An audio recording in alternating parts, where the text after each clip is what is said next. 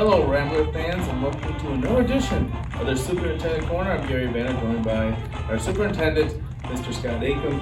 Hey, how you been doing lately? Doing well. How are you? We're doing very well. The winter blues are starting to set in a little bit, but it's a good thing that we have an active time here in McBain.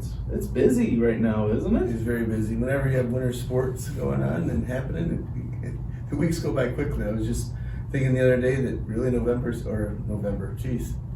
January is half over already. Yeah, that is pretty amazing. Well, it's been a while since we've had an episode. Last semester kind of ended a little crazy. Did. With the wind knocking power out for a couple days and ice before that, and now we're starting to get some traction going some days. We are. But you got some things going on that's been in the hopper. Let's start off with the ESRC Funding. Sure. If many of you recall, we sent a survey out last semester, but this past fall regarding our ESRC funding to get stakeholder input into where they would like to see those dollars used. The ESRC funding is the federal dollars for COVID relief. Okay. And we've narrowed it down to 5 areas. One being small group instruction for students with after-school tutoring and different things, which we already have in place. The other was social emotional learning, hiring counselors and social workers, and just providing a social emotional learning platform for our students. We've seen a big increase in mental health concerns with our kids. The pandemic has definitely played a role in that. If you think back the past 2 years where kids were being quarantined, but then also the school districts shut down for 3 months. And being home and having virtual learning, we're just realizing how social, recognizing how social kids are and people are, and the need to be around each other. Just looking at using dollars for that. We've also applied for some other additional grant monies to go along with that, which will help offset the cost with that. It was the 31-0 grant dollars. Okay. The other was facility review, being able to maybe upgrade some facilities items with the ESSER funds, like the tech deck. If you've noticed, the tech deck has expanded greatly, where they're not on top of each other and kids aren't. It allows for more space and just a healthier environment for kids to get stuff worked on. And technology, making sure technology is still in place and that we're still on the forefront of technology. So all of our ESSER dollars will be going towards those types of activities. Yeah, technology is kind of you just throw money in it because you always can upgrade and always. Mm-hmm. But it's a need now, especially when just if we ever have remote learning or people just staying home because of quarantine or any type of sickness, just trying to stay on top of things. So we even look at the new economy. You go to McDonald's and you can order from a board. You don't need a person, and our kids need to know how to manipulate and use that equipment.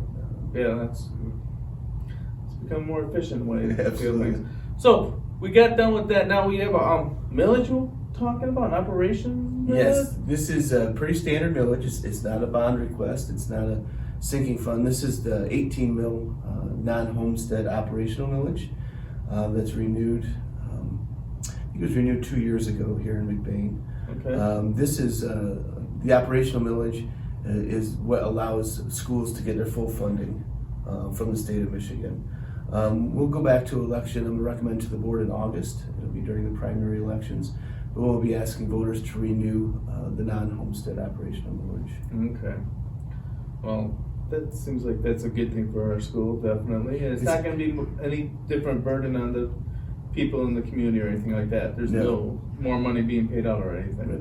Nope, and that, like I said earlier, that's how we receive all of our funding from the state. If that does not pass, we do not receive full funding from the state of Michigan. Wow.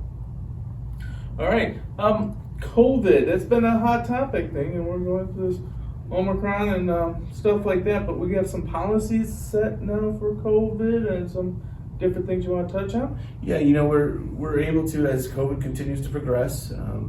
McBain's done a very nice job this year with mitigating COVID, and parents monitoring for their children for symptoms and keeping kids home. We are testing at the school as well. But as it continues to evolve, we continue to get guidelines and updates from the health department. And recently they just updated that, you can return to school after 5 days if you're feeling better, if your symptoms are better. They do recommend masking from days 6 through 10, but that sure beats when we first started 14 days out of school. Right. And then 10 days, and now we're down to 5.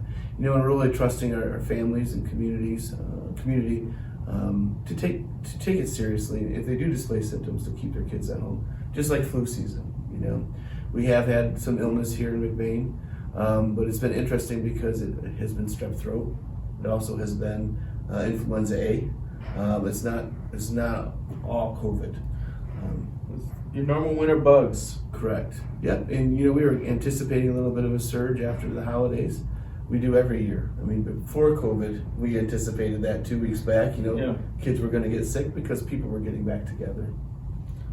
So the COVID numbers are pretty good right now in McBain, and no weird mandates or stuff like that. And that all comes to the district health. Correct. Excellent. All right. So, important topic for everybody: snow days. How many snow days are we allowed a year? We are allowed 6 snow days a year. How many have we taken? 7. 7. So when That's I say more than 6. Yes, it is. So when I say we're allowed 6, we are able to apply for a waiver for any additional over 6, up to 9.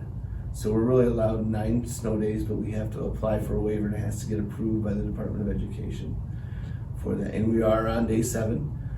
As you said, before winter break and exams and semesters, we had a snow day on that Wednesday, and then you can't have school when we don't have power. No. Power outage on Thursday and Friday. So we will be applying for our waiver for the 7th day, and we're crossing our fingers that that's the last one we use. And if we go over 9, most likely we're adding days at the end of the year. That is correct. So people making plans for summer already will need to be aware that if we go 3 more days, there's a great chance that we are going to be coming back for an extra day to make it up. That is correct. In the state of Michigan, you're required to have 180 days of school and 1,098 clock hours. So that's where they figure out, they take away your 6 and then your potential 3 with a waiver. So really 171 days, but you have to also maintain those clock hours. So that's why they have to, at times, make up days at the end of the year. Well, that's very interesting, because I know people are already starting to plan their trips out west the day we get done, and we might have exams. That's correct. All right. Big week next week here is we got a homecoming coming up. Have you gone to a McBain homecoming? I was at McBain's homecoming a few years ago. Gosh, it was probably 5-6 years ago maybe. I was able to come over to a McBain homecoming game, and that was awesome to see. The gym was full. Kids were excited to be there. The kids singing the fight song. The elementary kids singing the fight song while the team runs around and gives them high fives before the game. Yeah, it's quite a nice atmosphere, that's for sure. And we don't have homecoming for football, right? And this is McBain's time to shine.